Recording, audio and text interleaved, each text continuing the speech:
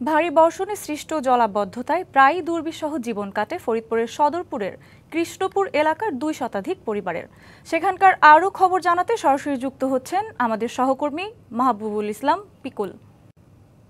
পিকুল, ভোগান্তি নিয়ে কি বলছেন বাসিন্দারা, আর এ সমস্যা থেকে সমাধানে প্রশাসনের কি কোনো ভূমিকাই নেই?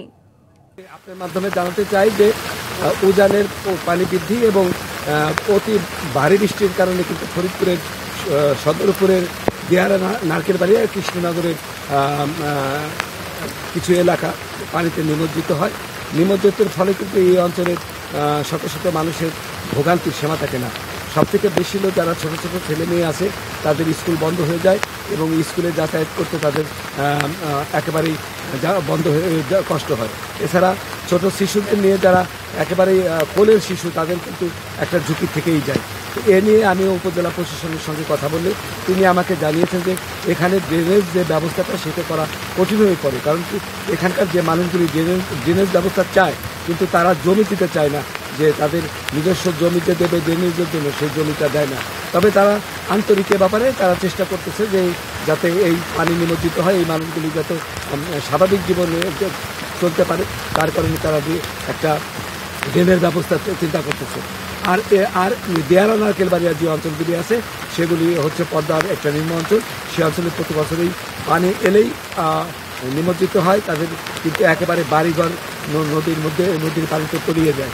এছাড়া ফরিদপুরে আর একটা বিষয় আছে যে ফরিদপুরের একটা ভাঙন এলাকার মধ্যে ফরিদপুরের আপনার সদরপুর, ফরিদপুর সদর, আলফাডাঙ্গা এবং ভাঙ্গা এইসব অঞ্চলে ভাঙনের এত তীব্রতা এত বেশি যে রাতের ভিতরেই কিন্তু মাইলকে মাইল ভেঙে চলে যায়। ফলে মানুষ কিন্তু এক রাতেই মানে বড়লোক থেকে গরিব হয়ে যায়। ওয়ালটন এখন দেশের সীমানা পেরিয়ে পৌঁছে গিয়েছে 50টিরও বেশি দেশে। ওয়ালটন, ঘরে ঘরে বিশ্বজুড়ে। আর এছাড়া যেসব অঞ্চলে জলাবদ্ধতা আছে, জলাবদ্ধতার মধ্যে হচ্ছে সদর এলাকার ঈশান গোপালপুর, সদরের গোয়ালচামুর এবং পূর্ব খাবাসপুর এবং আলফাডাঙ্গার আশ্রয়ন প্রকল্প সহ বিভিন্ন এলাকায় কিন্তু এইসব জলাবদ্ধতার সৃষ্টি হয়। এই জলাবদ্ধতার জন্য আমি পানি উন্নয়ন বোর্ডের সঙ্গে কথা বলছি। পানি উন্নয়ন বোর্ডের কর্মকর্তা আমাকে জানিয়েছেন যে জলাবদ্ধতা এটা একটা দীর্ঘ প্রক্রিয়া, কারণ কি যখন বন্যা আসে তখন এই অঞ্চল প্লাবিত হয়, কিন্তু পানি নিষ্কাশনের জন্য যে পথ সে পথটা মানুষের বাড়িঘর তৈরির কারণে বন্ধ হয়ে গেছে। সেটা একটা স্থায়ী ব্যবস্থা করার জন্য তারা পরিকল্পনা করছে এবং তারা 3টা ডিপার্টমেন্টের সাথে কথা বলে কৃষি বিভাগ, পানি উন্নয়ন বোর্ড এবং নদী গভর্নরের সমন্বয়ে তারা এই সকল এলাকা থেকে যাতে পানি নিমজ্জিত হইতে পারে সেই জন্য তারা ব্যবস্থা করবেন। কিন্তু আমি যে সকল এলাকায় ফসলের জমি আছে, যেমন শালতা এবং নগরকান্দা এলাকা, এটা পেঁয়াজ এবং পাটের এলাকা, এই এলাকায় পানির কারণে কিন্তু পেঁয়াজ এবং পাটের মারাত্মকভাবে ক্ষতিগ্রস্ত হয়। তাই কৃষকের সাথে আমি কথা বলে জেনেছি যে তাদের একটা জলাবদ্ধতার কারণে কিন্তু এক মৌসুমের ফসল তাদের ঘরে তুলতে পারে না, এক মৌসুম কিন্তু পানি জলাবদ্ধতার কারণে তাদের জমিতে পানি থাকে, ফলে তারা চাষাবাদ করতে পারে না।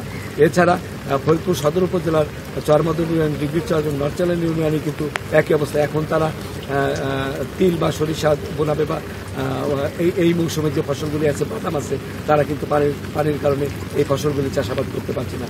তো এই সকল এলাকায় যেহেতু আমাদের ফরিদপুর অঞ্চলটাই পদ্মা 3টা নদী আছে, পদ্মা, আরিয়ালখা এবং মধুমতি নদী, 3টা নদী ভাঙন এবং প্লাবিত অঞ্চলের মধ্যে পড়ে, যার কারণে এই অঞ্চলগুলিতে দীর্ঘ মেয়াদী পরিকল্পনা নিয়ে কাজ করলে হয়তোবা এই অঞ্চলে পানি জলাবদ্ধতার সৃষ্টি হয়, সেই জলাবদ্ধতা নিরসনের জন্য অনেকটাই সহায়ক ভূমিকা নেবে বলে মনে করি।